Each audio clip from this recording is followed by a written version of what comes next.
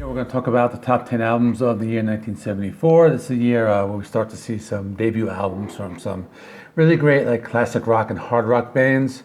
We'll also see some albums from a few of the more like popular bands from that time, and we're going to see some like heavy metal starting to come around at this time. So, not going to waste any more time. Let me get right into it.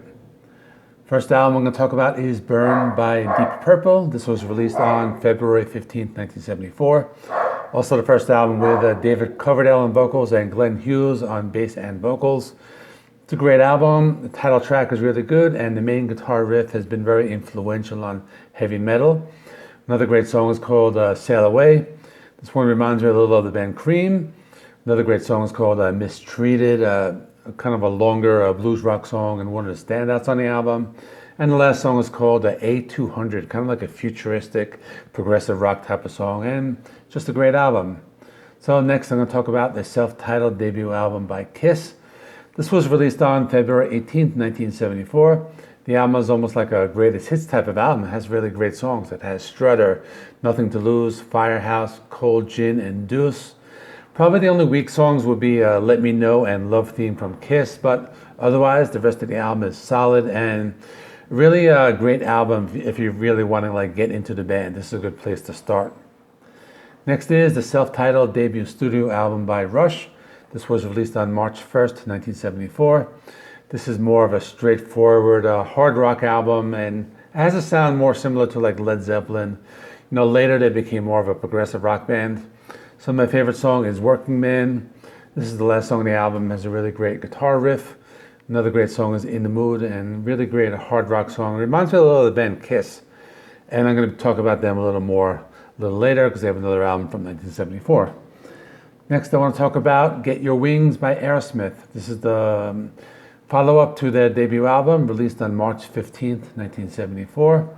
So this album opens up with Same Old Song and Dance. This one has a really nice beat and a nice groove to it.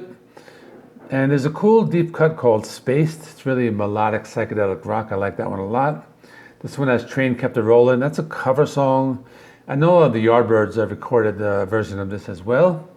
Probably one of the best songs is Seasons of Wither, and really great vocal performance by Steven Tyler on that one. And this is a good follow-up to their debut album. So next I will talk about Second Helping by Lynyrd Skynyrd.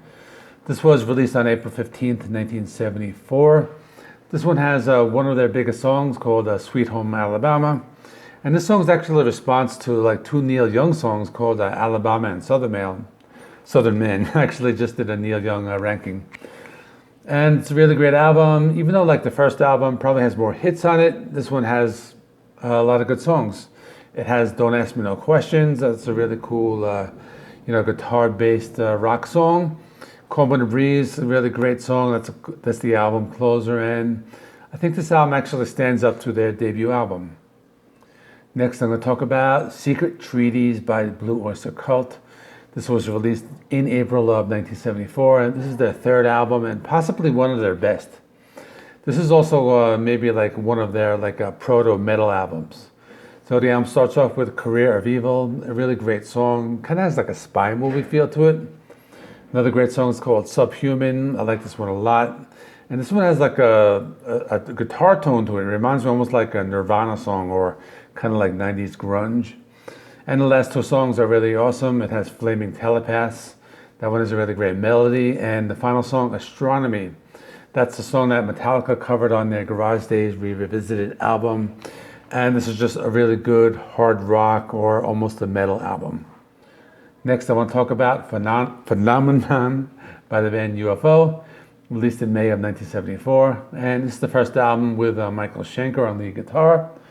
Also a very influential album on the heavy metal genre. So it includes the song Doctor Doctor, and that's a song that they usually played at Iron Maiden concerts like before the band goes on. It has Rock Bottom. That one has a really great heavy metal guitar riff. And it has a few other good songs. It has Crystal Light. That one has a country and southern rock type of feel to it. And Queen of the Deep has a classic rock, it's a guitar-based song. About the debut studio album by Judas Priest called Rock-A-Rolla. This album's not really a heavy metal album. It's more of a hard rock and blues type of album. And a little bit of like a psychedelic rock as well. So it has some good songs. For example, One for the Road, pretty good. Has that's more of a straightforward hard rock song. Another good song, Run of the Mill, more of a longer psychedelic rock type of song. And some of the reissues of this album have Diamonds and Rust, which is a cover of a Joan Baez song. It was recorded in 1975. Probably one of the most popular cover songs. And this album is pretty good. It's really important because Judas Priest is one of the most important heavy metal bands. So next I'm going to talk about Sheer Heart Attack by the band Queen. This was released on November 8th, 1974. So Queen released 2 albums in 1974. I decided to go with this album. I think it's a little better. This one has Killer Queen. This one features a great vocal performance by Freddie Mercury. This one also has Stone Cold Crazy, which is potentially the first thrash metal song ever recorded. Metallica did a cover song of this. The rest of the album is really good. A couple of other standout tracks are Flick of the Wrist, Lily of the Valley, and Now I'm Here. So the last album we're going to talk about is Hotter Than Hell by Kiss, released on October 22nd, 1974. So the band Kiss released 2 albums in 1974, and this is another great one. It's probably one of their heavier albums, maybe the heaviest. This is an album has Gene Simmons, Paul Stanley, and Peter Criss on vocals, but Ace really does have a lot of songwriting credits. For example, Ace wrote Parasite, one of their heaviest songs. It has Going Blind. This is a Gene Simmons song, kind of has like a country feel, I guess, to it.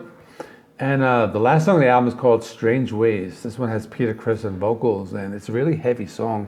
It's almost like doom metal. It's like a slow, heavy, those like Sabbathy riffs on it.